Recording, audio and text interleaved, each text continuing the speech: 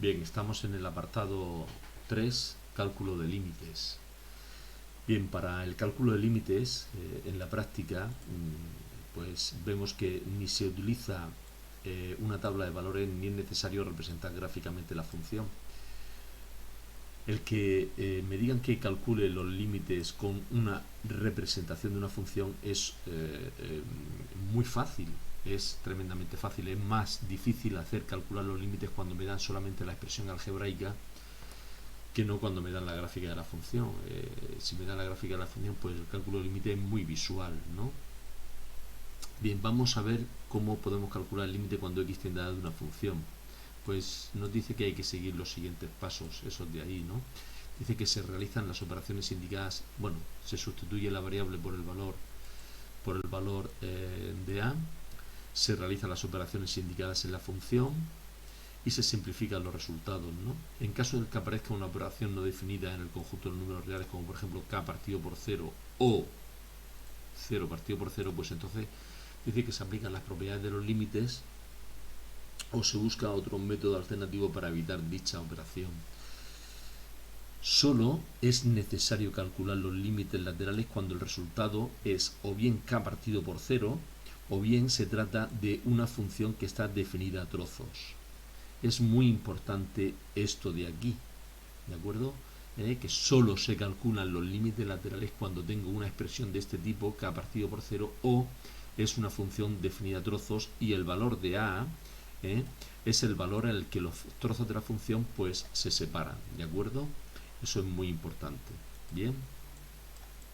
Si me dijeran que calculara los límites de esta función de x al cuadrado más 3x menos 2 en el punto 2, pues lo único que tengo que hacer es sustituir la variable x por 2. Yo esto siempre lo pongo entre corchete, ¿vale? Esto de aquí lo pongo entre corchete para ver cuál es la tendencia que tiene la función cuando x se acerca al valor de 2. ¿Vale? Entonces evalúo esta expresión y veo que el límite pues sería 8 en este caso, ¿de acuerdo? Pero siempre lo pongo entre corchetes. Bien, entonces el límite cuando x tiende a 1 de 3x menos 1 partido por x más 1, bien, pues es un punto normal, aquí la función no va a presentar ningún problema. Evalúo hacia el valor al que tiende la función entre corchetes y veo que la función tiende hacia 1, ¿de acuerdo? En el punto 3 tampoco va a presentar ningún problema. Esta función de aquí, el 3x menos 1 partido por x más 1, presentaría un problema cuando x tendiese hacia menos 1, ¿vale? Porque menos 1 me hace un 0 aquí, entonces tendría k partido por 0, bien, tendría k partido por 0 y entonces tendría que realizar que calculan los límites laterales, ¿de acuerdo? Cuando x tiende a menos 1 menos y menos 1 más, ¿de acuerdo? Aquí el único caso en el que yo tendría que calcular los límites laterales en esta función de aquí es en el caso en el que me pidieran calcular el límite cuando x tiende a 2, porque 2 es el punto en el que la función cambia, ¿de acuerdo?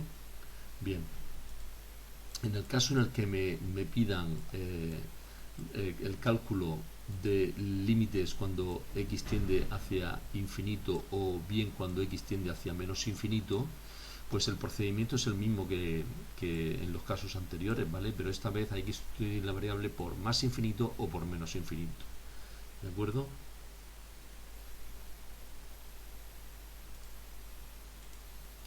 Bien, para poder realizar las operaciones con la expresión más infinito, menos infinito, es necesario conocer las siguientes propiedades: sumas y restas de más infinito menos infinito. Pues más infinito con más infinito, ¿qué me va a dar? Pues infinito, ¿no? Menos infinito, pues menos infinito.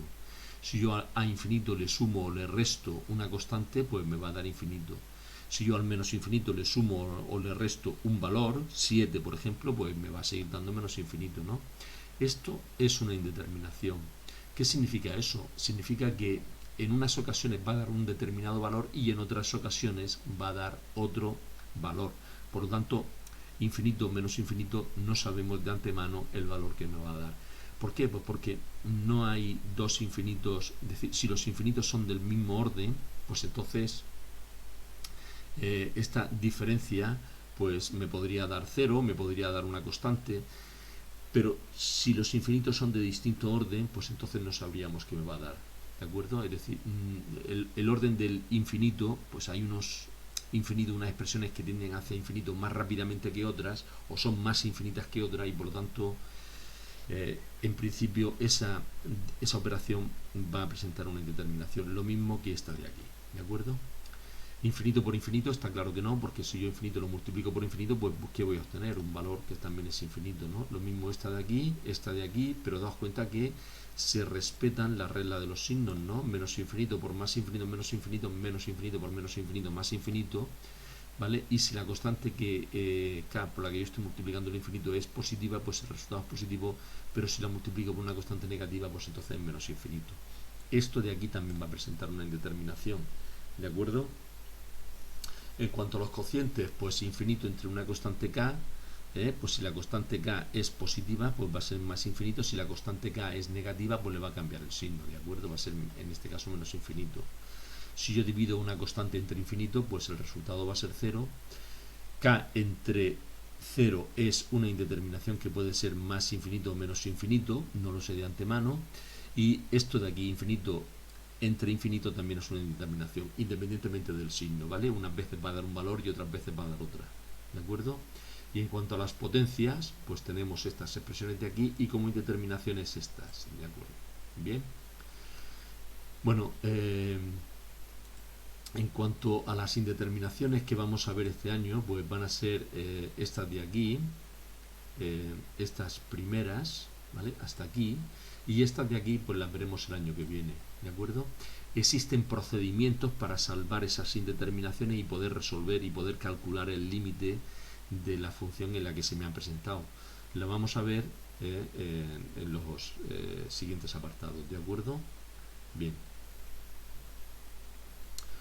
Como ejercicios que hay que hacer de este apartado de aquí, pues de este apartado, pues no tenemos ninguno establecido, ¿vale? El apartado 8, perdón, el apartado 3, este apartado de aquí, pues solamente era tratar. Esto de aquí no tiene ninguna actividad propuesta, ¿vale? Bien, me paso al apartado 4. Venga, hasta ahora.